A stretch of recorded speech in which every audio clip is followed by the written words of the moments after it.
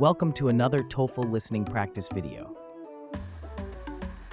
In this video, you will listen to a lecture, answer some questions about it, review the correct answers and explanations. Don't forget to subscribe for more TOEFL listening practice.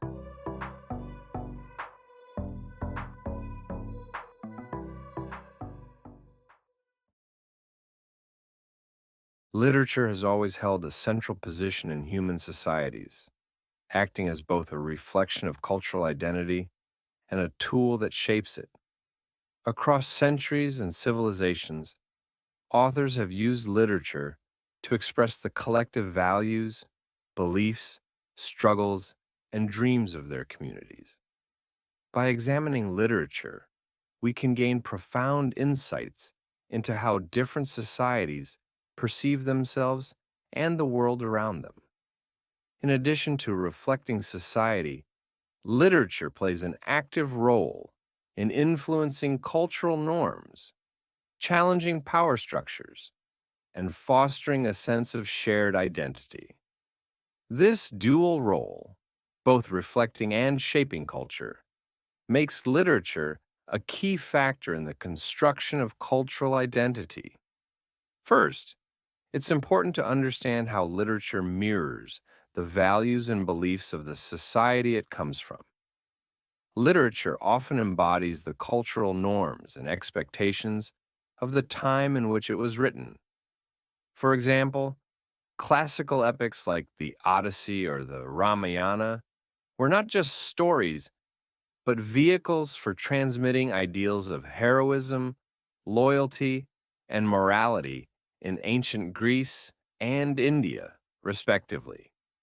These works conveyed lessons about what it meant to be a good person, a loyal citizen, or a faithful spouse.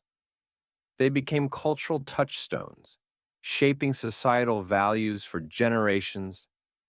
Moving into more modern times, consider how the works of 19th century European writers like Charles Dickens or Leo Tolstoy reflected the social and economic conditions of their countries. In Dickens's novels, such as Oliver Twist or Great Expectations, we see a reflection of Victorian England's deep class divides and the harsh realities of life for the poor.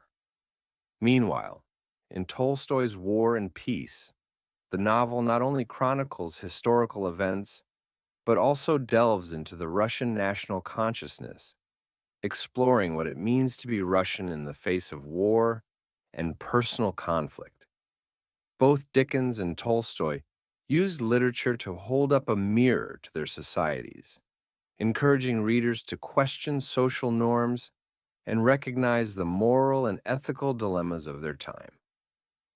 While literature reflects society, it also has the power to shape cultural identities by challenging dominant ideologies and introducing new perspectives. One of the best examples of this is post-colonial literature, which emerged in response to the cultural domination imposed by colonial powers. Writers like Chinua Achebe in Africa and Salman Rushdie in India used literature to reclaim their cultural narratives and resist the European portrayals of their societies as primitive or backward. Achebe's Things Fall Apart, for instance, presents the complexities of pre-colonial African societies, offering a counter-narrative to the colonial depiction of Africa as a land without culture or history. Through their stories, these authors contributed to a reimagining of national identity and cultural pride. In many societies, literature also plays a unifying role, especially in times of social or political upheaval. During periods of revolution or resistance, writers often become voices for the collective spirit of a people. Take, for example, the poetry of Pablo Neruda in Chile during the rise of socialist movements, or the works of Václav Havel, who combined his role as a writer and a political figure during the fight for democracy in Czechoslovakia.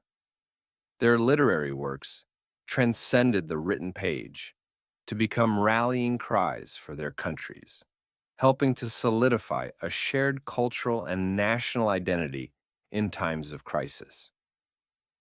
Furthermore, literature is not bound by geography or nationality. It crosses borders, influencing and being influenced by the literature of other cultures. This global exchange can help shape a sense of cultural identity not only on a national scale, but also on a broader international level. For example, Gabriel Garcia Marquez's 100 Years of Solitude brought the literary technique of magical realism to global attention, influencing writers far beyond Latin America. Similarly, the works of American authors like Toni Morrison, who wrote about the African American experience, have resonated with readers across the globe, sparking discussions about race, history, and identity far beyond the borders of the United States. In conclusion, literature plays an integral role in shaping cultural identity. Whether it reflects societal norms, challenges dominant ideologies, or unites people in times of crisis, literature remains a powerful medium for expressing and shaping the identity of individuals and societies. Through literature, cultures can preserve their past, question their present, and imagine their future, ensuring that the story of a people continues to evolve and grow.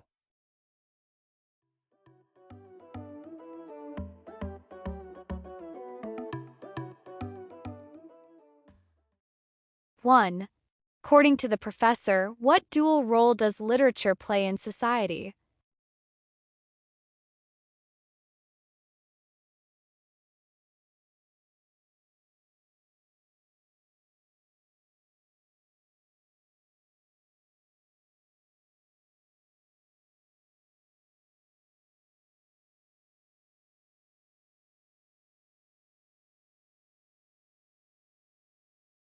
2. Why does the professor mention the Odyssey and the Ramayana?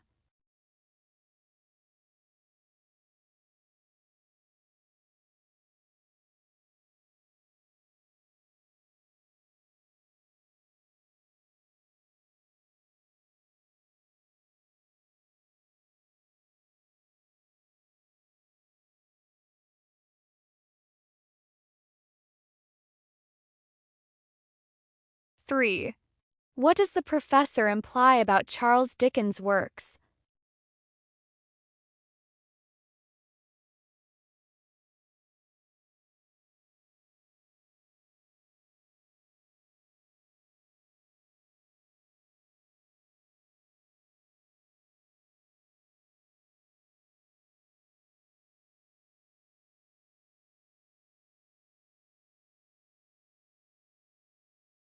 4. Why does the professor mention post-colonial literature?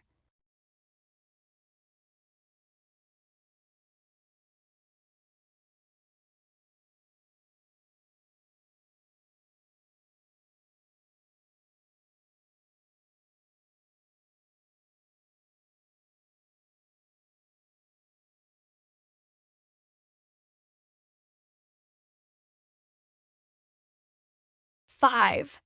According to the professor, how do writers like Pablo Neruda and Václav Havel contribute to cultural identity?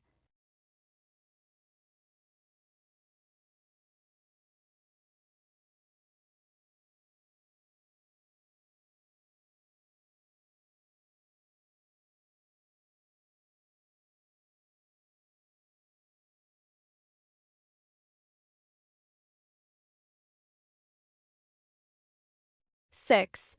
What does the professor imply about global literature's influence on cultural identity?